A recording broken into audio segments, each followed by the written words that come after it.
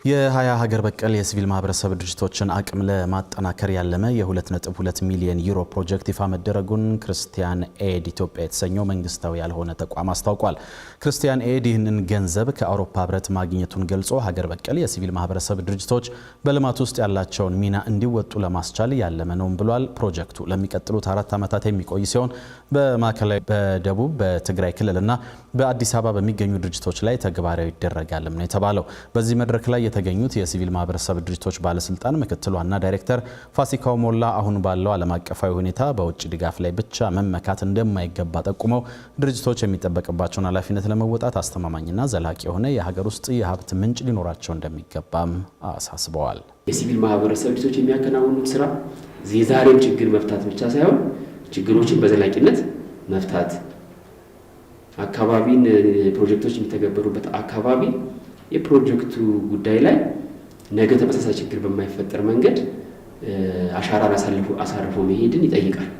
ስለዚህ ከዘላቂነት አኳያ የሚከናወኑ የሚሰሩ ስራዎች ፕሮጀክቱ ካለቀ በኋላ የሚቀጥሉ ናቸው ወይስ ደግሞ ወደ ኋላ የሚመለሱ ናቸው የሚለው በደንብ ማየት ያስፈልጋል። ከዛ ጋር ተያይዞ አንዳንድ ጉድለቶች እንዳሉ እናነሳለን። የመጨረሻው ዋና ችግር የሀብት ችግር ነው፣ የሪሶርስ ችግር ነው። የሪሶርስ ውስንነት ሴክተሩ ላይ በስፋት ይታያል። ዓለም አቀፍ የፈንዲንግ ስትራክቸሩ ተቀይሯል በስፋት።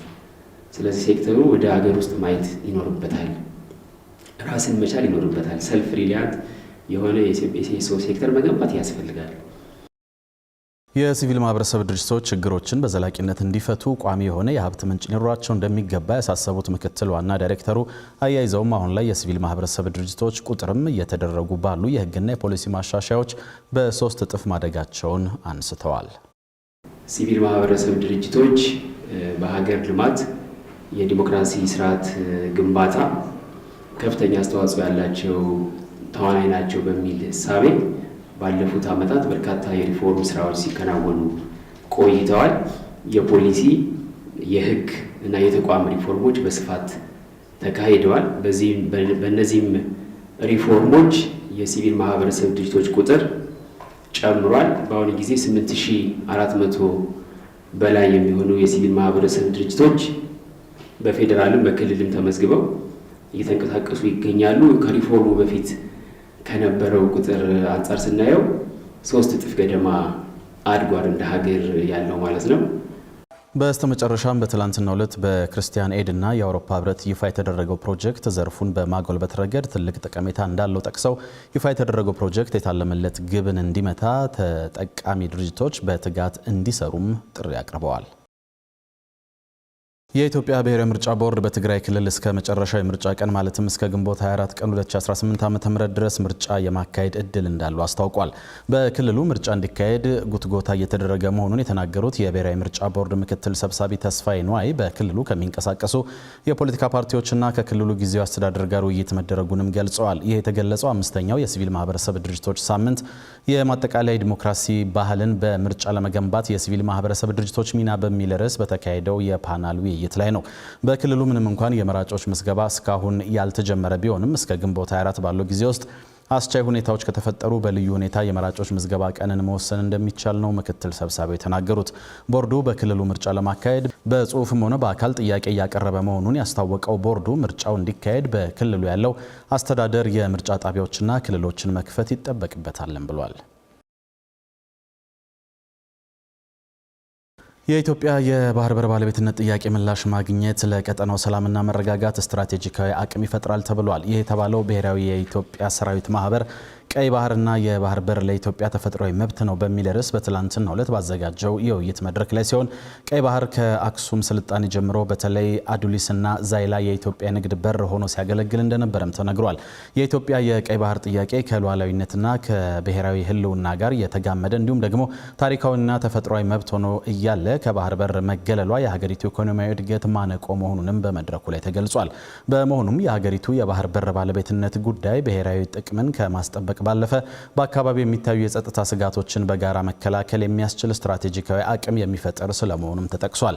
የመድረኩ አዘጋጅ የሆነው ብሔራዊ የኢትዮጵያ ሰራዊት ማህበር በበኩሉ የባህር በር ጥያቄ በሰላማዊና በዲፕሎማሲያዊ መንገድ ምላሽ እንዲያገኝ ማህበሩ የሚጠበቅበትን ኃላፊነት እንደሚወጣም ጨምሮ ገልጿል። ጤና ሚኒስቴር ከልማት አጋሮችና ከመንግስት ኢንቨስትመንት ጋር በመላ ሀገሪቱ የእናቶችና ህጻናት ጤና አገልግሎቶችን ለማጠናከር የሚያስችል የፋይናንስ ሰነድ ተፈራርሟል። ለሚቀጥሉት 3 ዓመታት የሚቆየው ይኸው የፋይናንስ ስምምነት በድምሩ የ282.4 ሚሊዮን የአሜሪካን ዶላር ግምት ያለው የሕክምና ግብዓት መደገፍ የሚያስችል ነውም ተብሏል። በመድረኩ የተገኙት የጤና ሚኒስትር ዶክተር መቅደስ ዳባ የእናቶችና ህጻናትን ጤና ለማሻሻል የተከናወኑ ተግባራት ተጨባጭ ውጤት ማስመዝገባቸውን ገልጸው ስምምነቱ ኢትዮጵያ በእናቶችና ህጻናት ሞት ቅነሳ ያስመዘገበችውን ውጤት ለማበረታታት ያለመ ነው ብለዋል።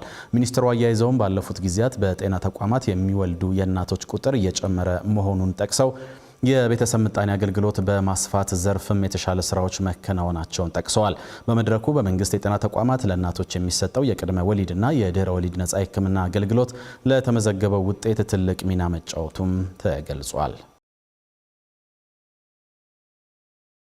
ተመልካቾች የምትከታተሉት የአዲስ ነገር የጠዋቱን የሀገር ውስጥ አጫጭር መረጃዎቻችንን ነው። የግብርናው ዘርፍ ፖሊሲ፣ ስትራቴጂዎች፣ የአሰራር መመሪያዎችና እቅዶች ለሴቶችና ወጣቶች ተሳትፎና ተጠቃሚነት ተገቢውን ትኩረት እንዲሰጡ ባለድርሻ አካላት የድርሻቸውን እንዲወጡ ጥሪ ቀርቧል።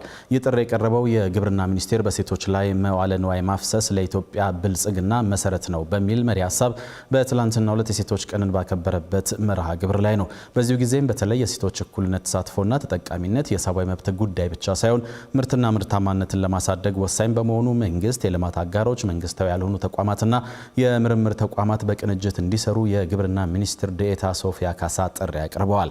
የግብርና ሚኒስቴርም የሴቶች፣ የህፃናት፣ የወጣቶች፣ የአካል ጉዳተኞች፣ የአረጋውያንና ሌሎች ተጋላጭ የህብረተሰብ ክፍሎች ተጠቃሚነትን ለማስጠበቅ ከባለድርሻ አካላት ጋር በትብብር እየሰራ መሆኑንም አመልክተዋል። በመርሃ ግብሩ ላይ በእንግድነት የተገኙት የሴቶችና ማህበራዊ ጉዳይ ሚኒስትር ዴኤታ ሂክማ ከይረዲን በበኩላቸው በግብርናው ዘርፍ የሴቶች ተሳትፎና ተጠቃሚነት ከጊዜ ወደ ጊዜ እያደገ መምጣቱን ጠቁመው ሌሎች ተቋማትም የሴቶች ተሳትፎና ተጠቃሚነት ላይ እንዲሰሩ ድጋፍና ክትትል እየተደረገ እንደሚገኝም ተናግረዋል። ጎግል አማርኛ፣ አፋን ኦሮሞና ሶማሊኛን ጨምሮ 13 የአፍሪካ ቋንቋዎችን በሰው ሰራሽ አስተውሎት የፍለጋ አገልግሎት ውስጥ ማካተቱን አስታውቋል። በአፍሪካ ያሉ ተጠቃሚዎች የሰው ሰራሽ አስተውሎት ወይም ደግሞ የኤአይ ቴክኖሎጂን በቀላሉ እንዲያገኙ አዲስ ውሳኔ መወሰኑን ያስታወቀው ኩባንያው አገልግሎቱ የአፍሪካ ቋንቋዎችን የመረዳትና የማመንጨት አቅምን ለማሻሻል ያለመ መሆኑንም ገልጿል።